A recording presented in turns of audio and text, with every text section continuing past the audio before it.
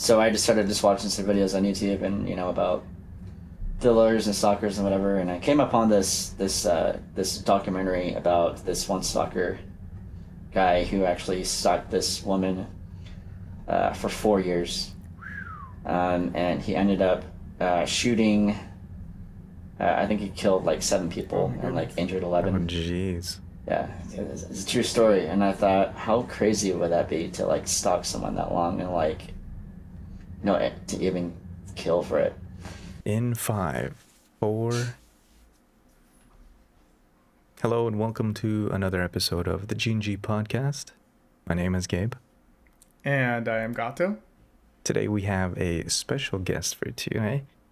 He's a well-known director of 3 feature films, currently working on a 4th one, has won numerous awards, including the Utah Festival, and a bunch of nominations. So let's welcome Devin K Hansen. Hello, Devin. How's it going? Glad to be here. Yeah, glad you could make it. We've been planning this for about weeks now, so we're finally glad that we can have you on the show. Yeah. It's Yes, been a little absolutely. while. I'm really excited for this. I'm so bummed that we couldn't do it last week. But glad to have you. Thank you for being able to join us today. Yeah, taking the time. Absolutely, man. Yeah. So, Devin, let's start off with we have some history. I'll just say it as a disclaimer to our viewers. We do. Yeah, we do. We worked on have the a lot film. of history. Yeah, we worked on the film, numerous films actually. Bigfoot, Milk Creek. Started with Bigfoot and Milk Creek. Yeah, starting with that one. Which went viral. It did. And it went viral. How many views did that get, by the way? I think we're at about 500,000 views. 500,000. Wow. Serious? Yeah. 500,000 views, and it's all over the web too. If you Google Bigfoot and Milk Creek, you can find it anywhere. It's amazing. It's on Found Footage Critic. It's everywhere. It's insane how far it went. Did you expect it to be And that it was big? this, yeah.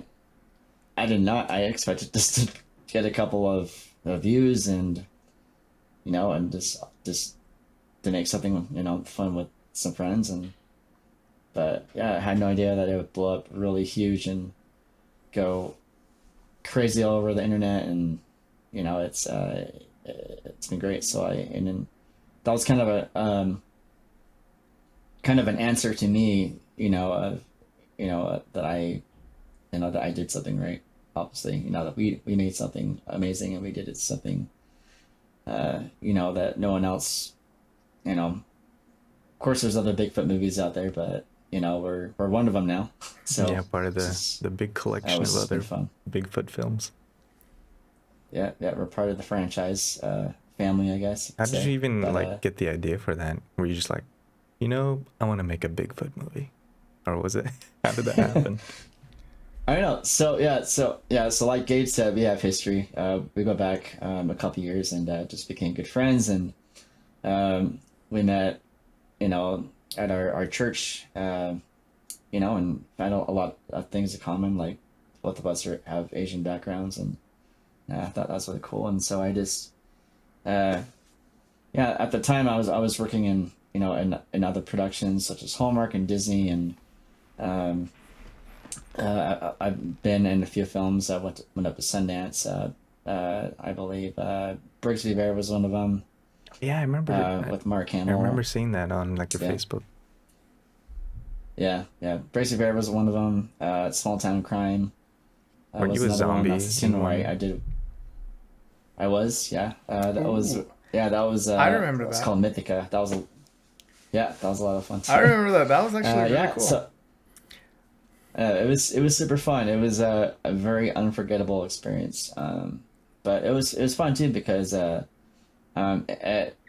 film was something that I didn't expect to get into. So what Is was... kind of like Oh, I'm sorry. Go on. you're good. Yeah. So I just I was kind of just thinking about what I wanted to do when I grew up and everything. But like I thought about going into psychology. I thought about going into communications. I thought about doing some other sales work, whatever, and lo and behold, film just kind of just fell in my lap. So at the time, I was doing all these productions. I I was friends, with Gabe, and we just I knew that he had a really cool camera, and also another friend of ours that was involved in the project too. I just thought about making something fun, with just a couple friends and on the side, and it was amazing because we just I just got the idea of it'd be kind of fun to make a found footage movie, and like obviously we live out here in Utah, we have mountains, and so I thought, well, what lives in the mountains? We got everything, bears, cougars, Bigfoot everything, and I thought, apparently. and then Bigfoot, Bigfoot's and then there. Bigfoot, yeah. That's kind of how the idea came, and I remembered a story that my dad told me growing up. He was out hunting with a buddy of his, and out somewhere, I can't remember where or whatever, but he said that when he was out with his friend, they were separated, and he didn't know what to do, so he just kind of just stayed put, and he sat on this log for a minute, and all of a sudden he just heard this like really heavy breathing. Was that Heavy breathing right behind him. Is that what the character says in the beginning of the movie? I remember like one of the interviews. Is that one of the stories you used? I think so. Yeah. I remember that. But if you see, but if you haven't seen Bigfoot at Mill Creek, check it out. It's on YouTube. It's free. But all the stories that the people that interview are not true. So we had the idea of spoiler, are not true. But I thought it would be kind of fun to kind of get the illusion that that Bigfoot exists somewhere, somehow, somewhere. Yeah, I remember filming that one. That's That was a little it was like a skeleton crew. That was a lot of fun. So this was, it was the first movie that you filmed, Devin? Like, yeah. Mm. did you ever like Yeah. did you ever play with the camera before as a kid, like like home videos or anything like that, or was this literally like, what, I want to make a movie, and I have friends that have the equipment necessary to do it, and then you do it? So like Yeah. so so obviously Gabe, had a really nice camera. It was the Sony A7S II, I believe. Still have Yep. it. Awesome. I love that camera. Anyways, so yeah, I kind of played around with some video cameras and stuff growing up, doing some hot videos and everything, and so I thought, why not? And I'm glad that we did it. It's It a good was memory. fun. There was a lot of cold days. Yeah. I broke my ankle almost. All the cool days. you remember Almost, that? yeah. Really? Yeah. He almost broke his ankle. Yep. Luckily he didn't. So It's crazy because That would've been bad. Lauren had to help me down the mountain. I'm like walking on one leg. yep. Oh no. Oh my gosh. And it's Yeah, like it's yeah, an yeah, intense we really hike, too. thought. Yeah, it was a long hike too. Yeah, we thought we had seriously broken his leg. I'm like, crap, he's ever gonna be my friend again. I was So- the thing was I was hoping you were gonna use did you end up using my scream? I screamed like a legit scream in pain. So I was like, I'll have to go back and check. Yeah, because I maybe. was like, Yeah, I think we did. I was a I think we did. Yeah. guttural, very guttural scream. Yeah, Lauren had some good screams too. Yeah. So did Jamie. How long Jim. how long did it take you guys to film this movie? And when did you film it? Not long. We filmed it back in April of 2017. Okay. Was it I April? don't remember. It Yeah, wasn't that yeah, I long think it was- ago. So it was a long time ago. Yeah, it was. Yeah, it was back in April, and we shot it. I think, like in a few weeks. I think. and Yeah, it a was couple done. weeks. I done all the editing and stuff, and of course it was a found footage film, so we didn't have to really have any music or anything or score. But had our first premiere, and we had a lot of good friends and support come out, and that was a lot of fun. And I just thought it'd be fun to keep doing this, keep making movies. I and know so, you started like thinking about Bigfoot 2 and 3, and I think we did start filming number 2. we did start filming number 2, and then I, the making of all agreed to like try out for Sundance and stuff, and so figure if we did a sequel, it wouldn't make sense to anyone, people that if they've seen the first one. So I kind of just had the idea with Stalker, and I was, like Gabe said, we got 2 awards for that and 7 nominations at the Utah Film Festival in 2019. How did that idea come up for Stalker? I was trying to think of like a thriller, suspense movie again, because I figured, because those types of films, for certain people, they really strike attention. I think, that they grab your attention very quickly. So I just started watching some videos on YouTube and, about thrillers and stalkers and whatever, and I came upon this documentary about this one stalker guy who actually stalked this woman for 4 years, and he ended up shooting. I think he killed like 7 people and like injured 11. Oh, jeez. Yeah, it's a true story, and I thought, how crazy would that be to like stalk someone that long and like, to even kill for it. So that's the idea of, how Stalker came into play. Here's the interesting thing was that you decided to play the Stalker. How did that come about? Yeah, that was also fun. Well, I thought it'd be fun to, to kind of have a supporting role in my own film, and, of course, include everyone that was helping, because it was a non-paid production. But everyone worked really hard, and I'm just amazed at the success that it's done. So, by the way, I'm still looking for a distributor for that film. But, oh, really? Oh, nice. And then yeah. So I actually sent it to a distributor. Nice. So, fingers crossed, Gabe. Oh, fingers man. crossed. My face It's being plastered finally, all over the world. I don't know if I can handle that. That's right. Worldwide, man. So, but yeah, so then after Stalker, I was looking forward to doing, and this is where I met Chad Daybell. It was in 2019. It was like literally like that same year that we did Stalker. Yeah. Or that we had completed Stalker, and I thought that was really cool. Obviously, Chad Daybell went up the deep end. And it was really interesting how I myself got involved with him personally.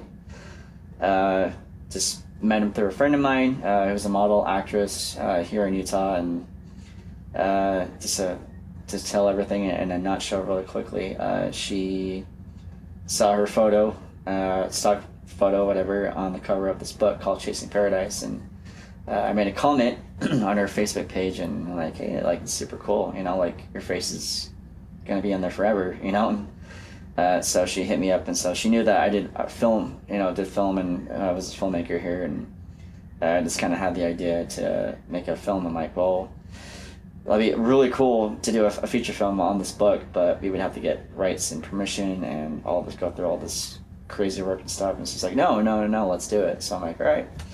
So I hit up Chad Daybell, and met with them in May and sat down with them. I believe it was like a brunch with them, but we talked for about an hour or so, and about plans and production, and so after that, he even like signed like our books for us and everything, and got a picture with him. Yeah, I saw that one. So picture was. Yeah. So after that, Yeah, how does that feel? Like I remember watching. Oh yeah, you were on Dateline, by the way. Yeah, you were. Yeah. I remember seeing that as well, yeah. And I was like, "Holy crap! Like you're there. Like you're a known person now." Which has to feel. Yeah, it's how does it feel to know that you, because you were on TV, right? Yeah. Yeah, I was on local news, and I was on and then we did the interview on Dateline. How was their setup, by the way? But I've always wondered. It was legit. It was sweet. Like, was the they had the interview like a long? I always wonder, because interviews look like they're like 10 seconds long, or they use a soundbite. How long was the interview itself? So like when we talked to Fox 13, it was about. It wasn't long. It was probably like we were probably there for about 40. Probably there for like half hour or so tops for Fox. Yeah, because it was still, the case was still going on at that time, and he had just fled Idaho to Hawaii to with his new wife, whatever. Which was weird because we didn't know who the woman was. Yeah. And so then so basically, he had asked me to write the screenplay and the script, and it was my first time trying to adapt a book into an actual screenplay, and so I would communicate with him on a weekly basis. I would call him, text and email him and stuff, and about changes and ideas, and who he wanted to have in the cast and everything, and just went silent in September, and I found out in September that like the kids went missing, and then sad, really sad, because one phone call, his first black time, he picked up the phone and we chatted for a minute. She was really excited. Did you feel like he was a killer? No, like he just. Man, that's so. No, seriously, like he can't. That's like so crazy. Yeah, it is. Yeah, it's crazy. No, but he seemed normal. He seemed really relaxed, and we were sharing experiences from our earliest missions, and Dang. it just seemed like a normal guy, and just shared stories about how he was that inspired to write. Was he inspired to kill as well? Who knows, man? It's Like, so well, because that was back in May. Yeah. And he could have been planning to kill his kids. Like the kids could have already been dead by then. Who knows? So once that ship sailed, but Dayline's setup was pretty sweet. It was pretty legit, dude. They had like 3 humongous like big cameras on us and like monitors, and they had us connect to Keith Morrison. Did you get nervous? I was. Yeah. I was nervous. But it was really exciting for me, and crazy as well. But at that time though, I was like, I just tried to relax myself as best I could, and it was awesome to hear him, speak, because he speaks really, really slowly, very, with, what's the word, like, Very soothing. not emotion, just like very. Yeah, soothing, kind of comforting a little bit, What's that guy's name again? So, The host guy? Keith Morrison. Oh yeah, Keith Morrison. Yeah. He looks Keith like a guy that would Morrison? like Yeah, talk yeah. very, very smoothly, Yeah, very yeah, relaxing. yeah, and he was a super nice guy. He was a really cool guy. They were really glad to have our story shared with them, and but he had a very calming way of relaxing me. It was I think he could tell that I was nervous, and said, just say like, just pretend there's no cameras, pretend there's no lights, just Pretend you're there's over. not 3 cameras pointing, giant like cameras 3. pointing at you. Yeah, something like that. Yeah, exactly. And he's Oh, like, man. just pretend, just pretend that you're over at my house, we're sitting on the couch, sitting down, next to a fireplace. Like he got me like in the mood, totally, and I was able to relax and just like calm down and stuff. Was this filmed here in Utah, or did you have to go somewhere else? It was actually filmed here in Utah. I was surprised Really? that they didn't like fly us out anywhere. Yeah. It was just out in Provo. So Wait, Nice. but that's not the place where they usually film, right? Like, I or is assume it? not. no, Right. so no. So I think they rented out this this nice reception place, like for weddings and Oh, whatever. okay. And so, and it had a nice, like they set up the background really nice and everything, and they did some makeup on my friend, but yeah, it was cool, because good thing I wasn't live, because like I would have been freaking out, but but at least they, recorded it and they got the highlights, so, but yeah, How long was the interview? pretty crazy, but Was it like 30 minutes, 40 minutes, hour? we were talking to him for a good solid hour, Dang. I think. Because your soundbite was So, like yeah. So, 10, 15 seconds. They didn't even. It think seemed so, like yeah. they didn't even use all the stuff y'all talked about, which is. I guess that's like the sad nature of like TV. You gotta cut down. You'd think that they Yeah. release like an uncut version, at least online, right? Like, feel like that Yeah, would be a good right? idea. I don't know. What if there's other good tidbits Yeah. you shared and we'll never know about it because Yeah. they won't. Is there anything that you You know, shared? that's true. That's a good point. That's a We good should point. start a Yeah. hashtag. Well, I don't know this Hashtag release the footage. was footage / Dateline. Dateline. Hashtag Yeah. Dateline. Right. Right. Yeah. I don't know. Yeah. Good question, Gato. Like it's just weird to be in this position. To be known. Everywhere and. Do people recognize you in the not street? just here You're locally. like, hey, you're the guy on Dateline. Or No, you, I don't know. Who or knows? like, hey, you took that photo with that killer guy. Yeah. Yeah. Even that Bigfoot movie. Oh yeah, even that. You were the stalker. Oh man. Yeah. Right. So yeah, it's been kind of exciting and crazy. So. I'm guessing that movie is permanently delayed production. Yes, yeah. Once we found out that he had fled and he was running from law enforcement, I'm like, nah, I don't want to get involved anymore with this guy. So Yeah, I'm just that's like, good call. let's not do it. Have you thought about But making a documentary based on this happening?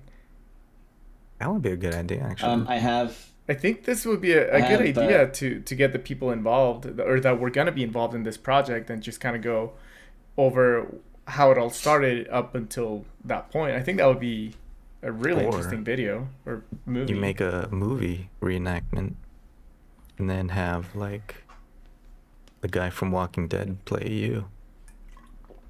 The guy from Walking Dead. Stephen Yeun? Yeah, Stephen Yeun. Stephen There you Yeun, there you go. He looks nothing like me. But he is Korean though, so that's good. Man, that's I remember, because I remember reading that and I saw the picture on Facebook and I was like, oh, cool, new movie coming out. And then it's all this thing. Yep. His name was plastered everywhere. I was like, wait a second, I remember you taking a picture with that guy. Like, shoot, Yeah, I did. And the whole thing blew up. But anyway, Yep. so there was that movie. Well, I guess not actually There's that movie. movie. But well, tell us about the recent movie you just did. Yeah, you did just release a movie not Yeah, that so- long ago. I did, yeah. So that was kind of based off my own experience with Chad Daybell. I was just, it got me thinking about, like a lot of kidnappings and, like Elizabeth Smart and Yeah. Lisa McVeigh, countless others. And I remember seeing on TV, when those kids were found in his own backyard, like that was like the biggest like shock for me, the fact that he would do something like that. And I wanted to kind of, I don't know, like it was a lot for me to take in. So, and I knew I had to write something to get it out. So, and that's kind of where Never Seen Again kind of came into play. Although, spoiler, the girls do come home, but you take like, JJ and Tylee, who never came home. That were found, it was too late, when they found them. So that was kind of my inspiration for that film. But yeah, we're looking for distribution for that one too, and it was a lot of fun. It took us about 8 months instead of 6 months. Oh, that's a long production. Was long that time. also Long time. like a weekly thing? Because I remember when we filmed Stalker, kind of. it wasn't like 6 months straight. It was like once a week for 6 months. Yeah, it's late. Yeah. So we kind of spaced it out, just because of everyone's Right. schedules and the holidays and stuff, and weddings and birthdays. Comparing this Yeah. this last movie, Never Seen Again, versus Stalker versus Bigfoot, how can you compare your story writing? Like how long did it take you to come up with the story, to create a script for it, and what were like some things that were easier as you created more films versus like your first time? Yeah. So when we did So here's the interesting thing too. So when we did Bigfoot and Mill Creek, we didn't really have a script. No, yeah, I remember. We just Just kind of went with it, huh? yeah, kind of just went with the flow a little bit. Yeah, because then the reason why I wanted to do that in the first place was, that everything, so that it would be more, it would feel more natural.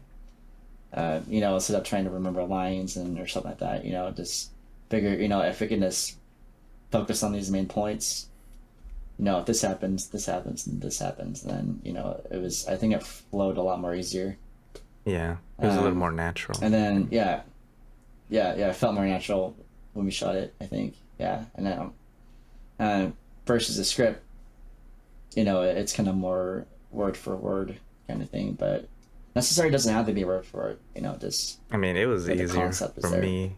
I'm not an actor, so having to put in the art of saying a line and then doing inflections and, the art form of acting. Oh, man, I don't have that. So at least if it was, like, off the cuff, it was, like, me actually saying it, Yeah. Would you which made it when you everything. write your stories, do you like come up with the story first and then you write the script, or do you like instantly start writing the script as your idea comes to your mind? Yeah, so usually like it's different. When I was writing Never Seen Again, like it was the quickest that I've ever written like a script. Because like I had we had people play FBI agents, and we had like the girls, and then the kidnapper, and then it just came super easy.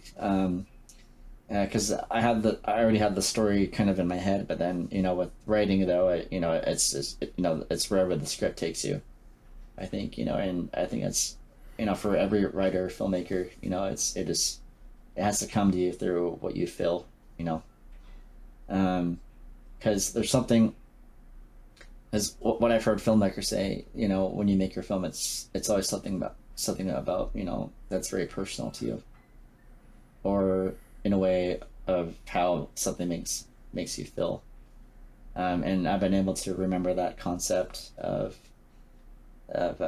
things that I can relate to personally, the things that I'm specifically passionate about, that just kind of makes things come easier as I write. But usually though, it's sometimes it's easy to just start writing. Sometimes it's easy to just kind of just have a story, have a beginning, middle, end in your mind. Other times it's like, well, I'm just gonna just start writing something and see where it goes. Yeah. But it's always good to have those other sources to help you, proofread your work, and making sure everything makes sense and does everything flow right, Yeah. So That's good. Kind of shift the topic here, because this is a question that Gato and I have talked about numerous times. I think with film, you need crew, right? You need people. I was gonna ask this. And somehow you have a knack for gathering people to your production. Like, it impresses me. Like, somehow you manage to get people to work on a film, even sometimes like volunteering. How do you do that? So I just, it's just the people that you work with, the people that the people that that know people, someone who knows someone who knows somebody who knows somebody. And if they proved, if they do a good job the first time, then then they'll do awesome the second time. And I've had lots of friends that have tried to get into film, and and they're like, how did you do it? And I'm like, well, it was kind of easy, but it wasn't at the same time. What's the isn't part? I want to hear the isn't part. Because I think that's the biggest hurdle to get over, is that part, whatever that is. Yeah, and I think you have to have a certain skill, or a certain, I want to say, passion for it as well. If you don't have that passion for it, then nothing's gonna come, nothing's gonna flow for you, I think. But it's just fun to work with. I've worked with so many people, and it's awesome because people want to work with me now, and people are approaching me every time I I announced a project, they're like, oh, like, are you casting? Are you doing this? Are you I do notice that. And it's great. It's great to have people, and I think it's the lesson that I learned when we were doing Stalker, is when Cindy and I were on that one interview with the Film 360, he asked the question of, was I the dictatorship director, or was I, the other direction. And so, but I just remember that concept because I try to direct the way that I myself would want to be directed. How would I imply that message to the work that I do, the work that my actors do, the work that my crew does? Basically it just comes down to respect, and being polite, and and everyone gets a chance to say that, have their say, and I guess so I think that's what makes it fun. You're probably now in a position where people will come up to you or like message you, say, hey, can I be part of this project? I think with like Stalker, I've been getting lots of those. Right, with Stalker and with Bigfoot, was it harder to get crew for that one? I don't think it was. I think it was. No. Like, how did you just like message people out of the blue, like, hey, you want to be part of this project, or? Yeah, just a message, and people are always open and excited to do something, so it's kind of fun. That's true. How big was your crew for Never Seen Again? Because you had a lot of people involved in that. Yeah, we did. Yeah, we had a huge cast. The cast was just about as big as Stalker. I think a little bit more. I had a few more people. Seemed like it was a little bit more. It was a good cast. You had some well-known people there. Yeah. Yeah, it was an amazing cast, awesome crew, and for crew we had about, I want to say, it's probably 10 or 15 people that helped, and then actors we probably had about 22 or 3 actors. Wait, is that including like extras or just actual actors? Because I remember there's a scene where you had like the extras. Okay, where you had that news scene where you had just like a bunch of people in the back. Yeah, and then but we had lots of and then you had like the killer in the background. That was cool. Yeah. Oh, not killer, but the kidnapper guy. That was a neat little detail there. So a little, I don't know if you were aware of this or not. Probably not. But the actor that plays the kidnapper in your last movie, him and I actually met about 1.5 years ago for a painting. So one of my friend's sister is a painter, and she wanted to take a picture to base off her picture off, and it's like Joseph and Mary and baby Jesus, and he's Jesus bringing down, like, or God, sorry, it's God. God is giving Jesus to Mary and Joseph, and so we met there, and we took a few pictures. And we talked about how he did like acting for a living, and then I just told him that I had been involved in some films here and there, and I was doing a little bit more photography at the time, and so we stayed in touch, and we would say hi here and there, but nothing too big. And then when I saw the movie, and I was like, I know that guy. And then I saw him there at the premiere, and that was amazing. So, how'd you get him in there? It was a lot of fun seeing him there. How'd you meet that guy, Devin? So he had been following me for quite a bit, and he's been wanting to get into some projects and stuff. And so I had him send me a headshot, and I just liked the look that he had. I liked how he was kind of older and was kind of like creepy looking a little bit. And like, I think this guy might do a good job. Yeah. And he did. I think he killed it. Yeah, he nailed it. No pun intended. He nailed it too. He did a really good job too, and it's a great guy to work with, and had lots of fun, and So that's K-Maker Savage, for those of you who don't know. So great guy. Yeah, during the I don't think our viewers know, but the movie premiere you had it looked like a packed theater. And it wasn't like a small local theater. It was like one of the big main theaters. And we went in there, Gato and I, because we went there, and we couldn't even sit in the seats. So we ended up sitting like it's third what we get row. for showing up late. Like looking at everyone is like huge face, but it was packed.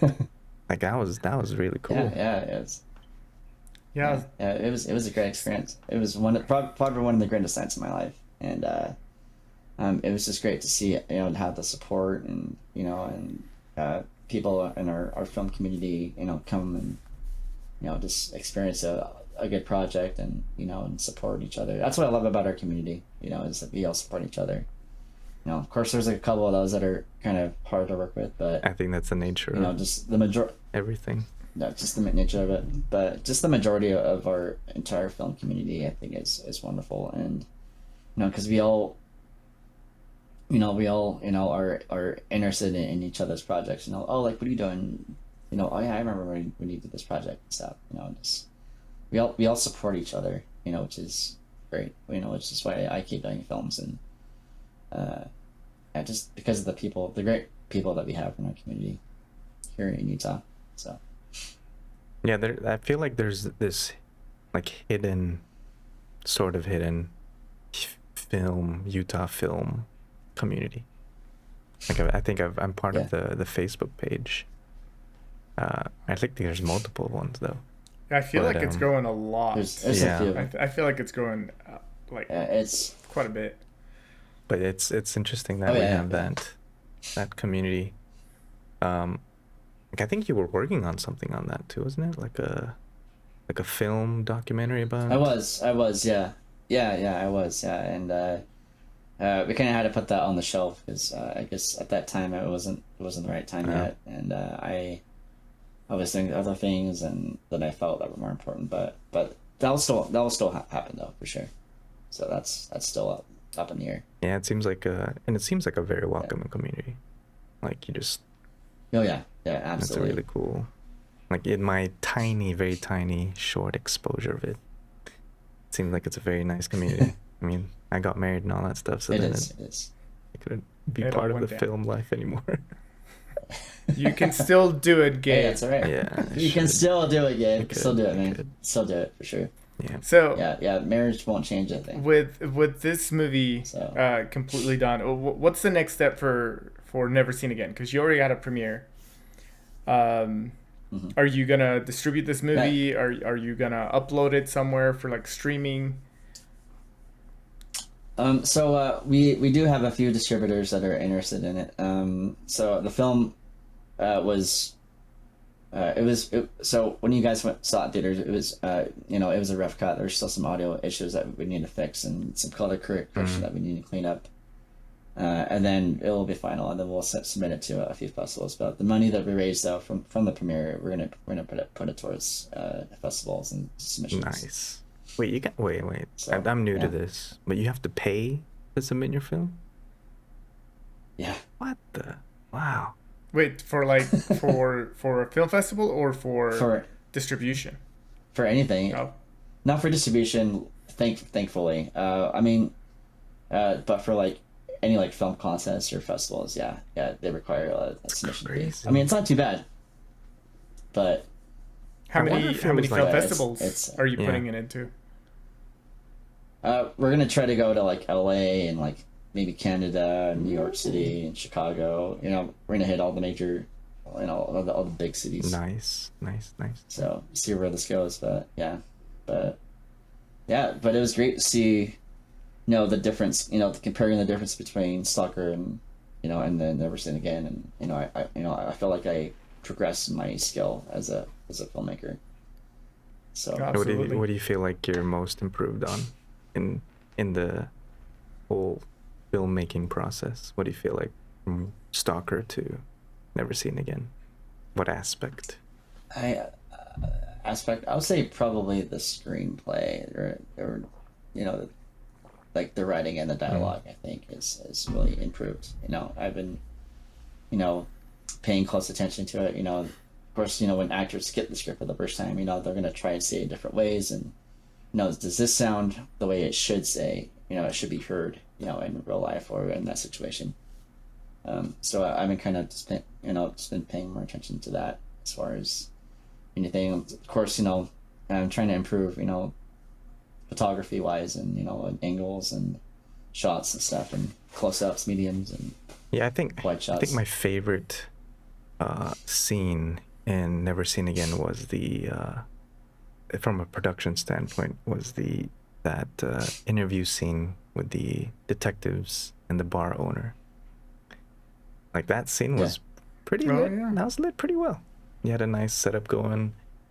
Like, it was really Thanks. like, who was part of that one? Who'd you give who?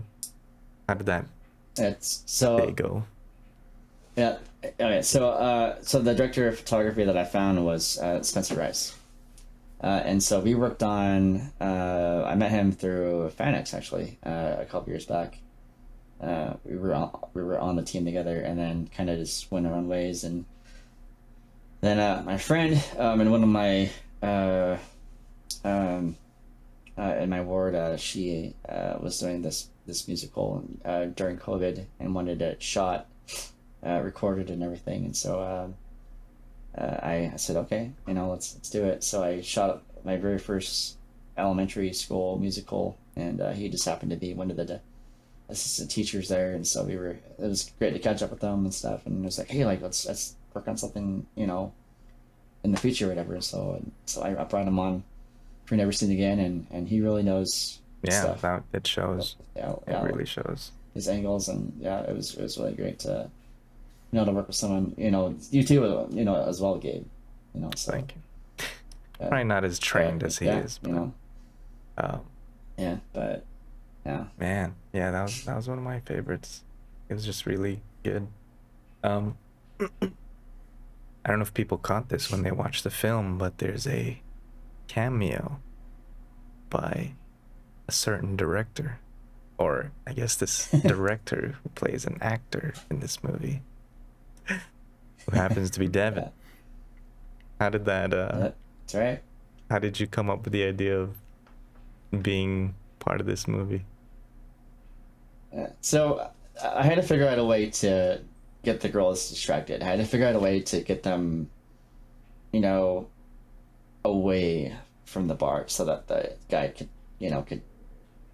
snatch him, could snatch her up.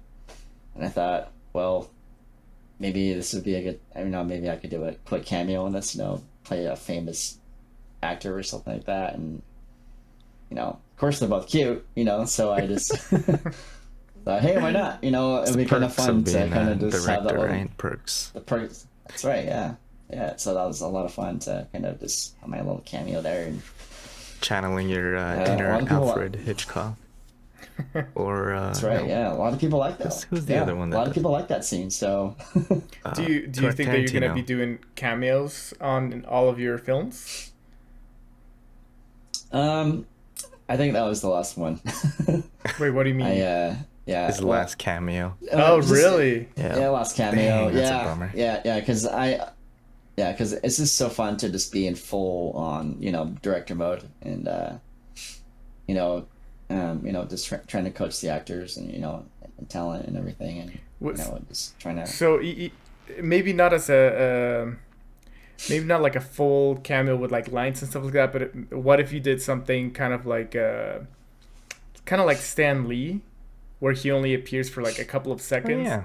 Like, maybe you can keep the viewers, like, at some point they'll be like, ooh, the director's gonna make an appearance somewhere throughout the movie, like, let's see if we can spot him. And even if you didn't have any lines, I think that would be a cool way to like interact with the viewers.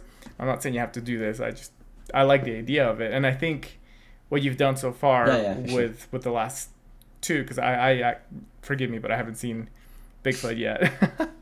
But I will know that it's available. I know it's available now, so I'm gonna go see it. But watch it.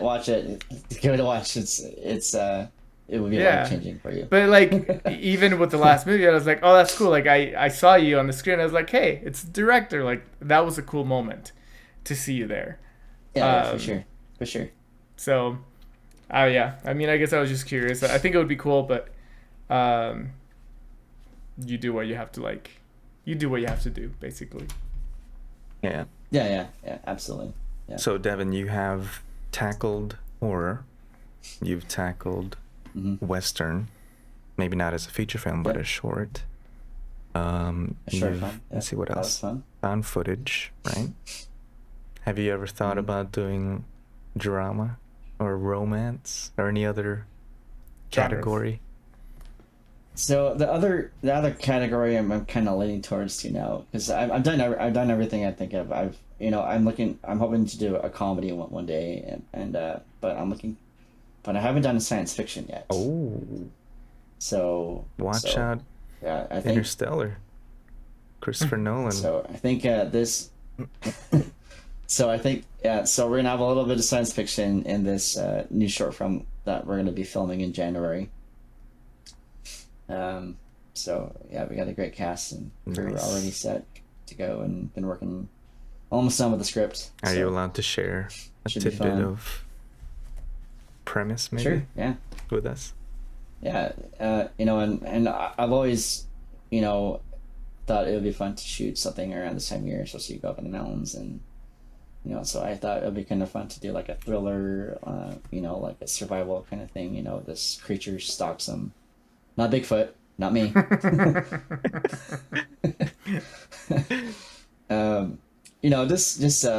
What would it be like? Because sometimes I'll go up into mountains, like either if there's snow or not, and I'll just kind of sit there and be like, man, it'd be like freaky if there's like a creature out there that's like out to get me, or something like that.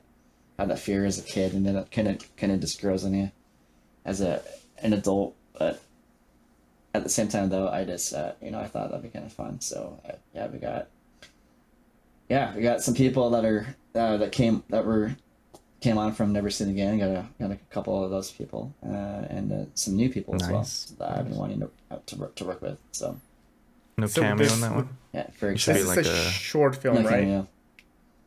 Yeah, short film. Yeah. Just a handful of actors, so can't really do a cameo. Maybe you get eaten by this creature or whatever. Well, that's gonna be Jason Wilson. He's a cool guy. Yeah. He's a cool guy to get eaten. Yeah. Man. Yeah. We have a very So.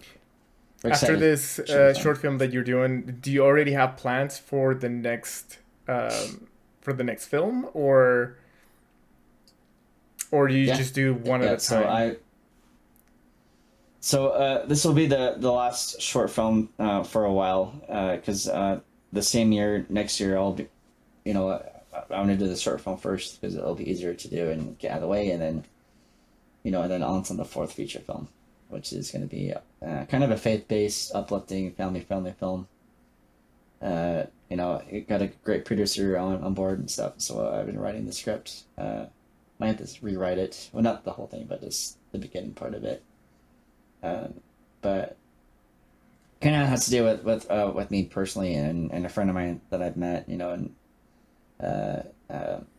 surrounds this girl that's adopted from India, and she grows up in music and becomes this like phenomenal violin player, and then she gets in an accident and loses like her hearing and her sight, and so as a musician myself, it can't have that's one or the other yet, both. So that's kind of and so it's called Faith in a Miracle.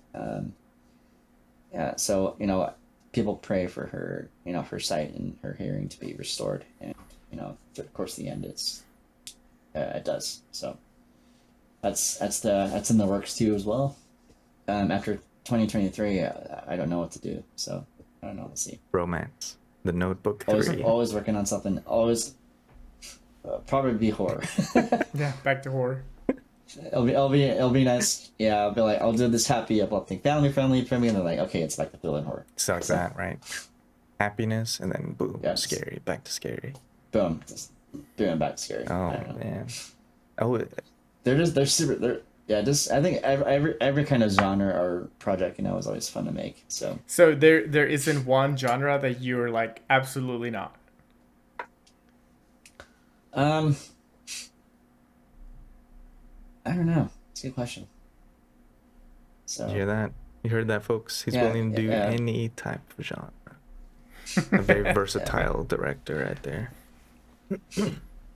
Yeah, yeah. I think it'd be fun to do an action one too. Oh, You know, yeah, but action would it be takes a good. lot of work. with So with uh with all of these movies that you've worked on, you're the one that writes the story, you direct it, and you edit it.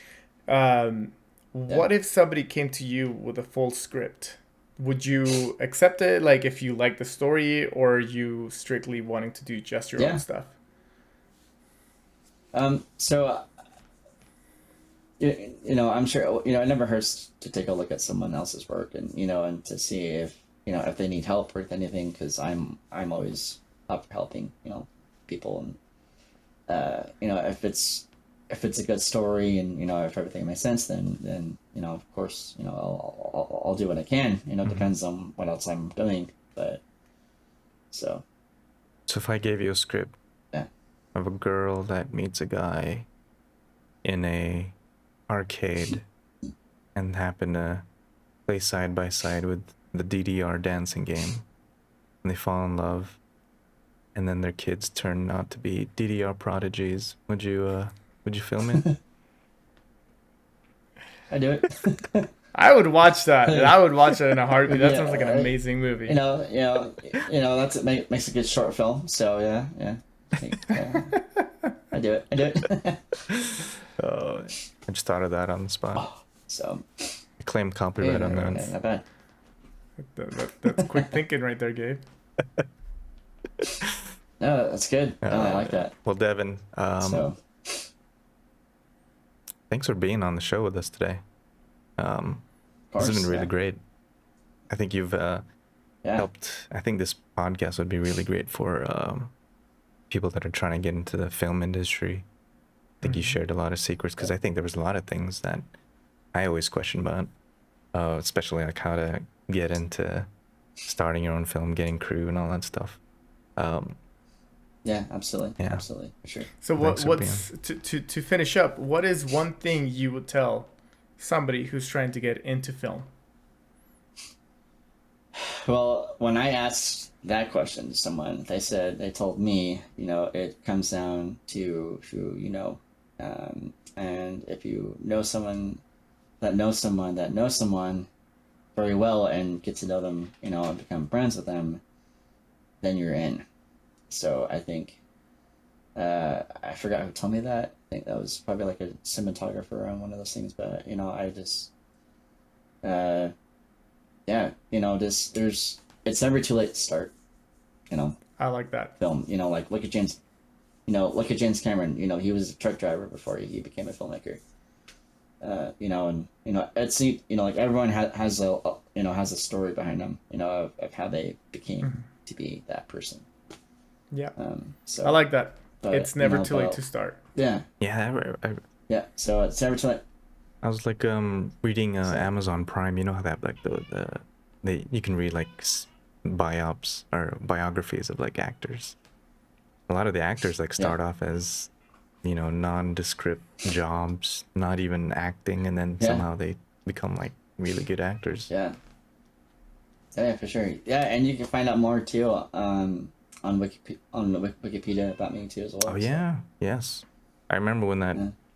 you So- posted on Facebook. It was like, Yeah. It's Wait, official. you have a Wikipedia. yeah, he has a Wikipedia, dude. I do have Wikipedia. IMDb as well. Wikipedia, Um, IMDb as well. do you have any social media that our listeners could follow you on, or on your Yeah, progress on your Facebook. films? Yeah, yeah, Facebook, Instagram. What's so, your Instagram tag?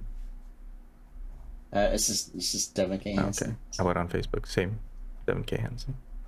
Same. Okay. All right. Well, Same. All right, yeah. that's If you good. guys take That's serious, easy. if you guys want to go check him out, go follow him. So Devin K Hansen on Instagram, and Facebook, and IMDb, and Wikipedia, and YouTube. Well, what's your name on YouTube? Is it also Devin K Hansen? All right, Yeah, right on. it's Devin K. Hansen. That makes it really easy. That's awesome. I am definitely gonna go watch Bigfoot. I honestly didn't know it was available there, so Yeah, I'm gonna go check it Yeah, out it for is, sure. yeah, and then Yeah, it was. Yeah, viewers, if Yeah, it was you request movies and distributors, or I don't even know how do people like promote your films?